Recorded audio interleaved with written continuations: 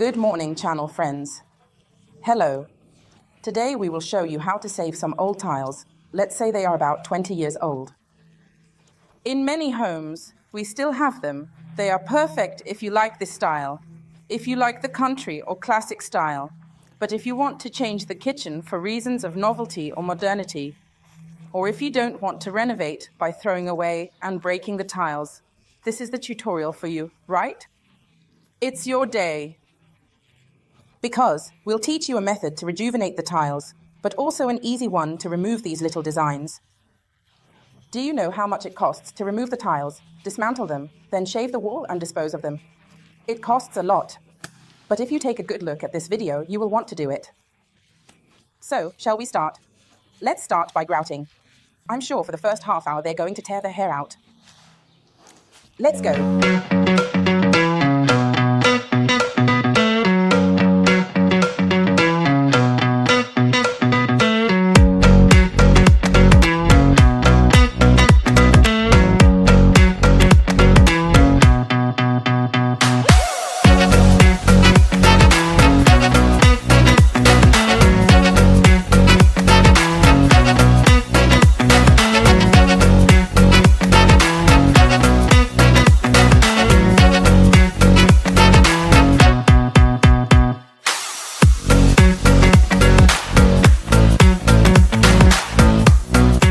You know that doing arbar is very important.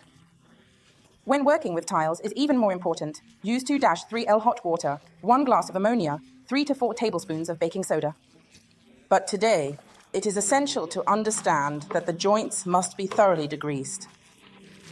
So, in addition to our dish sponge, we also take a scrubbing brush, whichever one you prefer, and you need to go deep, really deep into the joints. The joints need to become white. Also, because these are things we don't realize with usual cleaning and maintenance of tiles. But unfortunately, the oil from frying or making a nice roast seeps into the joints, okay. So, I recommend changing the water often. Arbar can be done 2, 3, 4 times, as much as you need, and then a good rinse. But with the appropriate brushes, a stiff brush, a clothes brush, you need to scrub in the joints, otherwise the paint will peel off.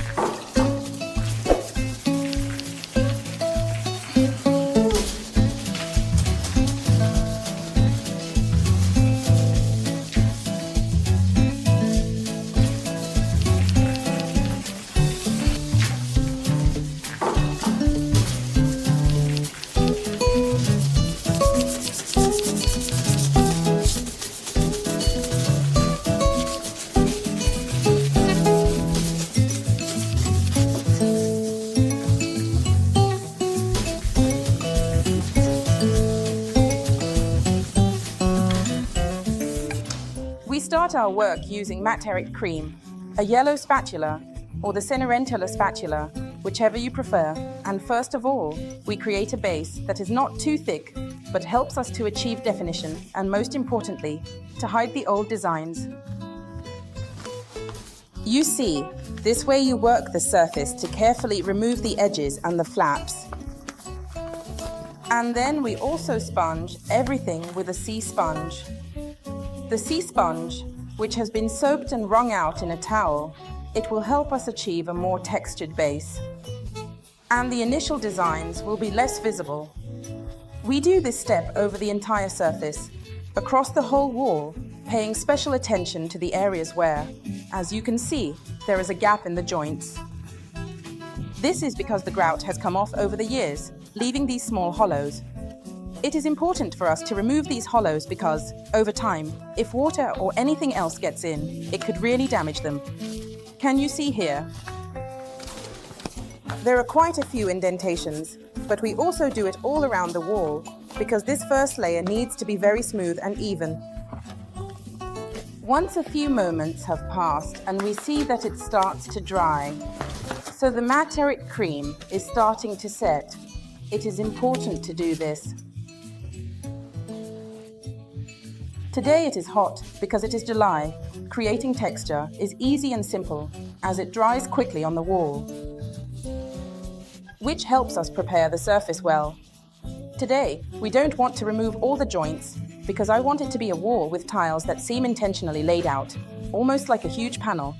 So I don't want to remove the joints, but make it more contemporary. So, the first step is a rough application to eliminate any signs of designs or any grouting in the holes, in the missing joints, and we let it dry very well. Let's start.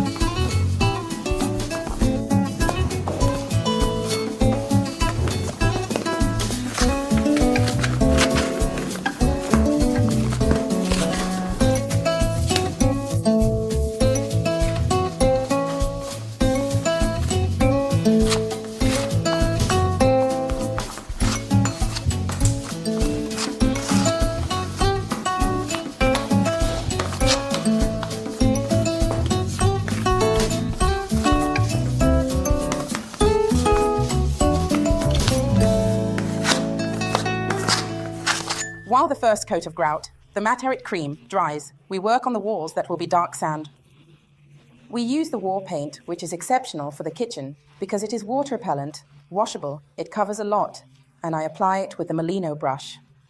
I use a very rough brush stroke because it will look very good. We have to join it to our wall, which is also elaborate, almost delabor. While Emma does the high parts, I do the low parts. Look how much it covers. I cover everything with this type of application. In some places, there will be the kitchen covering because it will be installed tomorrow, but this is the type of application. As you can see, when the brush is empty, there is nothing left, I stop. You must not drag the paint. If you do it, it is counterproductive for you. You'll spend more money because you'll have to apply 2 full coats of paint, okay? So the trick is to carefully dip into the jar, load the brush well, using circular movements, drain the sides a little to avoid dripping, and have the brush nicely loaded. Once the brush is nice and fully loaded, you go to the wall, connect it to the first coat, ensuring everything is always nice and uniform, and carefully connect it all together. And there you have it. The first coat will need more paint as the walls in this house have different renovated surfaces, so some materials absorb more color than others. You will see the second coat will unify everything, making it luminous as it is semi-satin and you will use little. Don't worry, you use more on the first coat and less on the second. I carry on.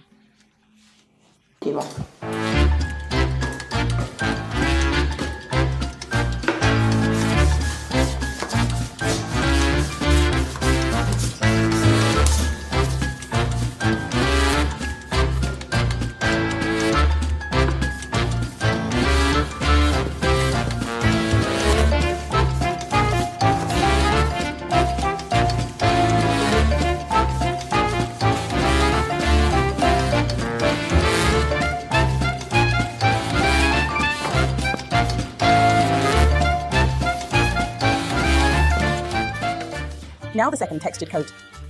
The first one is dry. We sped up the process a bit with a hairdryer. And as you can see, here was the first tile with the design.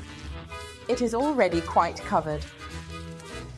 Now, we will show you how we work in order to make this wall truly as authentic and original as possible. It doesn't matter if you have stencils that might have some broken parts, even if they are some old stencils, or stencils that have a bit of history, or have been used for a long time and might have some wear and tear, because the layering will be very unique. Look, for example, I just tend to put this underneath. I absolutely want them to meet. Always remember the heights, Emma. We have to go to work more or less at 85. We said here, not here. Place it here, and the third stencil. We make it cross this level.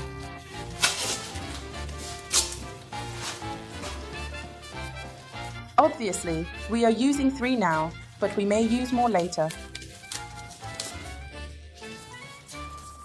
This intersection will help to be very accurate in the realization. 1 more here, please. And 1 more here, so we hold it. Today, I used the oldest stencils I have, as it can get a bit ruined if not washed off immediately, but it's worth it. Now, Materic Cream. Here, Emma, help me. There are 2 fundamental steps that you need to follow. You need to listen to us carefully, because it's really a matter of drying and time. I start spreading the textured paste over the stencil in a rather imprecise manner. I don't mind if it smudges a bit, as I will still have the texture of the stencil, which doesn't need to be perfect at all. Quite the opposite. So if you have problems or are afraid of doing an imprecise job, this is definitely the task for you, because I absolutely assure you it will really turn out great even if the result isn't perfect. Indeed, don't worry. Of course, do something smart and take measurements so that you don't end up working and doing a lot of antiquing in areas where you will place the kitchen and waste time and product. Here too, I go and cross everything. I don't care. I even go where the tape is. The important thing is that in some places the stencil pattern remains. I'm going to go out. I'm also going to cross, absolutely, and I'm going to go further down, right where I'm going to have the kitchen countertop. It's going to be at least at this height here.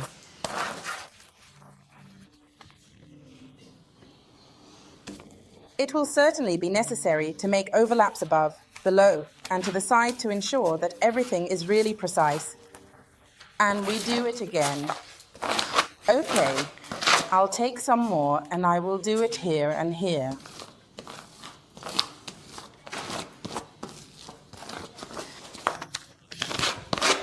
The 3 stencils overlap. Now Emma removes them and I will be ready with the hairdryer and a spatula. This is solely spatula, ideal for this task. As you see, it is not perfect, and that is what we want. There you go. And another thing I want to do is use the hairdryer to dry everything quickly. Here you go, Emma. Thank you. So, hairdryer and hot hair. Spatula.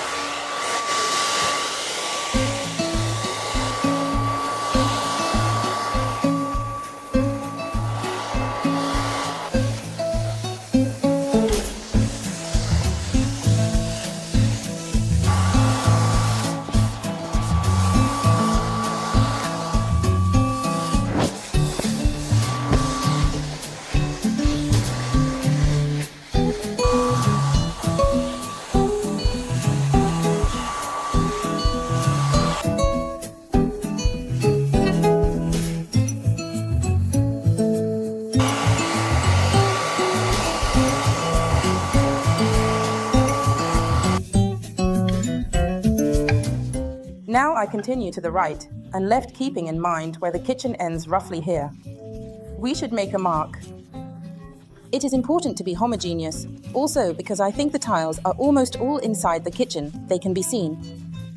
So I will overlay a small stencil here, and we will definitely continue in this part. In a moment, I will show you the final effect. The second coat of Materic Cream to highlight the moldings is dry. Now we work with the pointed brush and the roller with short nap, the new one. Do not use the sponge one, it's not suited for this, and I'll work on the surface. You work with both tools. Why? Because with the pointed brush you need to go deep where the roller can't reach. Emma will do it, while with the loaded roller, I'll make the surface perfect. Know that this step must be done well, especially because if so, a single coat of color will be enough. Then we will do another step, not exactly full color, but we need to achieve a perfect and precise application. I'll go first. Emma will follow me with the brush and we'll see all the defects disappear. Look at this roller. It provides exceptional coverage. I designed this roller with a synthetic bristle to ensure it uses very little paint, yet provides truly exceptional coverage. It is not the typical fluffy roller you can find on the market. It is a roller that I have designed to be used with Magic Paint. The tiles already have one coat. If we go over it, there are some touch-ups, smoother tiles. It's really not necessary.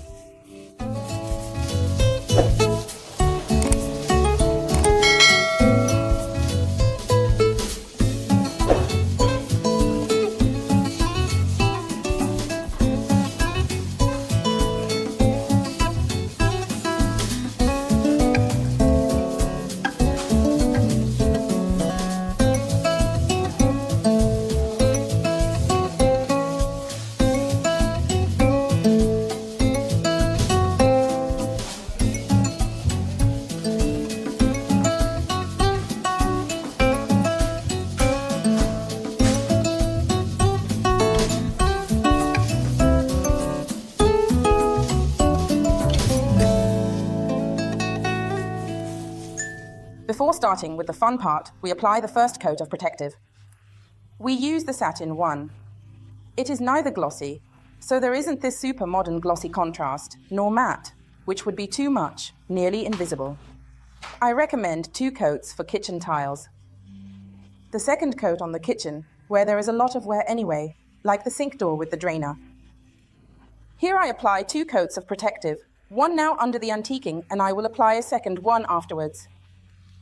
This kitchen will last 10 years, and if they want to take it off, I can redo it anytime. So, as before, brush, nap roller, the magic roller, and let's begin. Applying the protective paint everywhere. It is exceptional. You won't see streaks. You won't see anything that usually bothers you with protective paint. Please make sure to make it completely uniform, because since we will also be doing a color wash on these tiles later, we need to be absolutely sure, thanks Emma, not to miss even a single square centimeter of surface. So Emma will be right behind me, as she is looking against the light with the brush, to fill any small holes that I might have missed. Okay. The protective paint dries quickly today, because it's very hot outside. We don't need to worry about that. Just be careful about this. If you need to do a kitchen and it's not summer, it's autumn or winter, don't think it will take 1 day, not even 2. The tiles are cold, they must be dry deep down. You have to touch them and feel the heat. The heat of the dried paint. In this way, having the guarantee of deep drying, it will last for many years. If you are in a hurry to paint the tiles today, because tomorrow you will have the kitchen, you shouldn't do it if it's December. Emma and I carefully finish applying the first coat, and when it is dry, we then start with the antiquing. We create the perfect color for our wash, an antiquing wash, not the final technique, as there will be the dry brush. I start with a spoonful of protective. It will make everything more. I'll double it all. It will make everything much more velvety and smooth, viscous. We also add 2 tablespoons of Tortorelle here.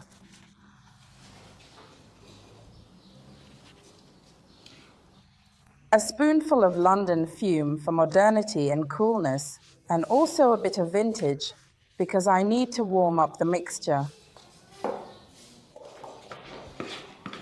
I stir. If I need to, I write down the doses to make it again. If I run out of the mixture and need to make more, I just weigh everything with the spoons. I can make it without problems. Now I keep a dry microfiber sponge and a wet one close by, because we are starting to work on the surface. It's time to add a drop of water. Remember, if it's hot, you should add more. If it's cold, in winter, add less. Since all the water we put on the wall dampens the underlying surface. Some more.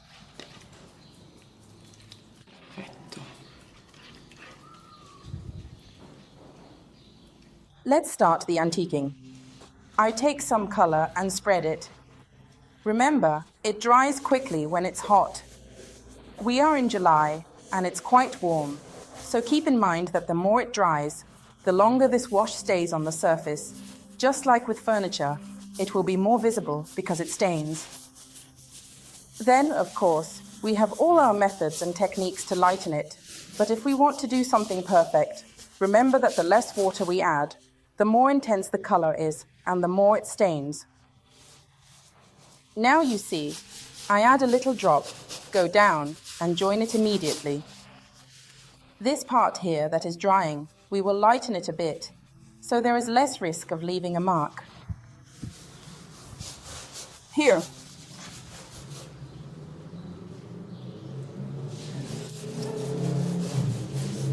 Let's continue. I do it all. Up to the part one marked with paper tape. I painted that part to make it look nice, clean, and pure, but it doesn't make sense to do a color wash and waste product, as the kitchen will be in front of it and no one will see it. So we try to be precise. So with some paper tape, we mask what we don't want to paint. Then, here too, I lighten it, so there won't be any unevenness between the two parts. And then we start to lighten our section of the wall. I place the cloth like this, fold it over, and we start working slowly. There is no right or wrong. It is ultimately up to you to decide how much to remove or to leave. You need to make this tutorial your own. Remember, I'll teach you the technique, and it is up to you to make it your own. So, you can use other colors. You can add more dark colors, more light colors, color more or less. It is not a written rule. What you have to see right now that is important is, man, how this color clings. It doesn't come off even if Elisa does a color wash on the tiles. Here you go. Let's lighten up the entire area of the tiles. You can see how the mixed stencils that we did this morning come out. Beautiful.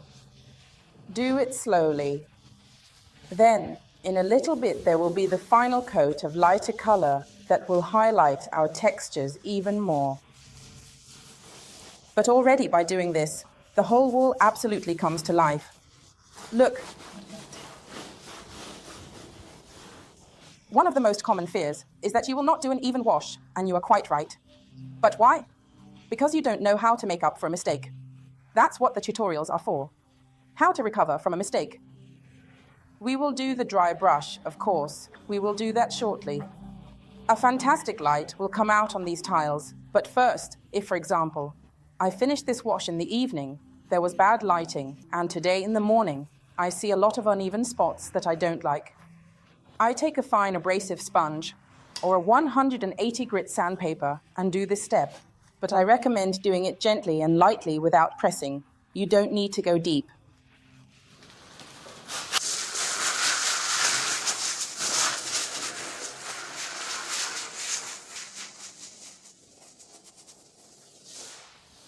You see, in a second you can notice some brightness coming through, and this will help you see the surface much more evenly. So don't be afraid. If the wash is already dry, do not repaint with dark sand and then do the wash again. No, stop. A bit of fine abrasive sponge and it all works out. So I do this and I'll do the dry brush.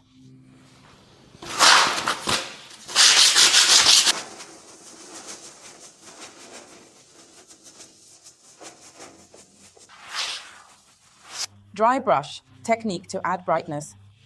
As it works on furniture, it also works on walls. So, use the right brush. I am comfortable with the Maggie, a thin brush that I handle well. I take the dark sand, which is the base color I used on the tiles, and I load it a little. Very little. We don't waste paint, and we need a tiny amount here. I unload the excess onto this cardboard. And I start painting the wall in this way. It is something you might not notice immediately when you start, but the dry brush highlights all the details that were not visible until now and gives that brightness, which is very important for us today. Reload if the brush is empty and continue. An important tip, after doing the first part, to understand well if you like it or not, step back. Look at the wall from further away. This way you will be able to see if you need to redo it, intensify it, do less. There is always time to modify.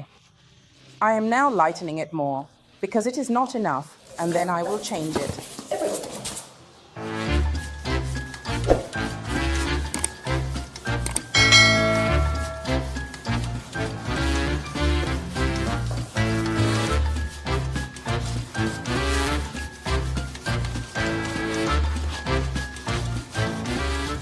It's time to protect, so I'll apply the second coat of the Satin protective paint. You note that I applied the first one under the color wash. As before, I will use the roller on the smooth part and the brush in the more difficult areas where the roller doesn't reach well. Now I smooth out everything and make it even. Just a few words about the people who are a bit, let's say, skeptical and will surely have these two thoughts. 1. Elisa didn't apply the primer, it won't last. Magic Paint is unique, it's not like other paints. Elisa has been in this market for years, and you can see my tutorials. On this channel, Elisa and Magic Paint, you will find hundreds of tutorials. I wouldn't do it if I wasn't sure of what I was saying. When I tell you, please, clean well, degrease, and the peel product, I stand by it. It works. Magic Paint is the only paint in the world that does not have a primer. We do not produce the primer and don't put other companies' primers underneath because it bothers Magic a lot. Secondly, will it peel? Or will we not be able to maintain it with washing? There, I have wiped the surfaces with an abrasive sponge to remove any potentially annoying grains, so they are gone. To the touch, you can feel the texture, but it is velvety and washable. So, with a microfiber cloth and neutral soap mixed with water, it will stay in excellent condition for many years. Do not use alcohol on the tiles, nor on new furniture, as it will remove the brightness and shine and damage them. So, don't use alcohol on furniture or on painted walls. The wall is washable, cleaned with water and neutral soap, and the paint coated is washable. So you have my guarantee that it will last many years. How do we know if what I say is true? Visit the I Love Magic Paint group, type kitchen in the search bar. You will find 5 to 6 year old kitchens, and you can ask those who made them how they are holding up. I will finish the layer and show you the result.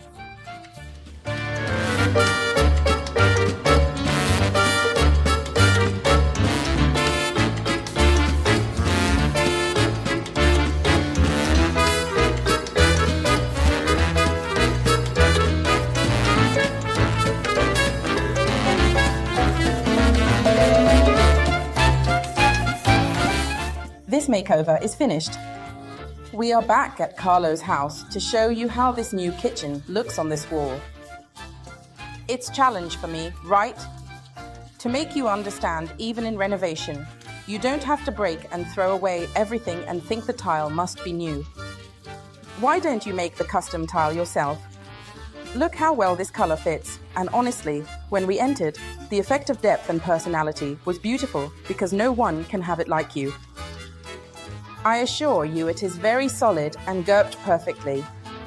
It is smooth because by wiping the sponge, the surface becomes smooth. It is very pleasant to the touch.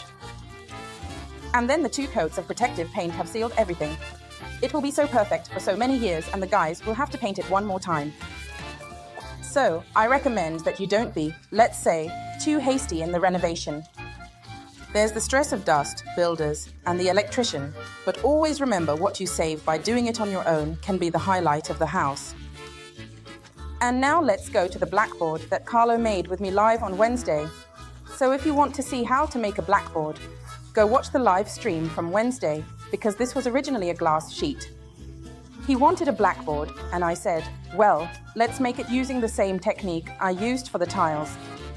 This way, you have a blackboard at 0 cost, nothing is wasted. So, Materic Cream, Nuit Parisian and protective paint. With the same products, you can do whatever you want. So, I love Magic Paint. It can be erased, but not too much. Let's leave it as it looks good. See you at the next restyling. Goodbye.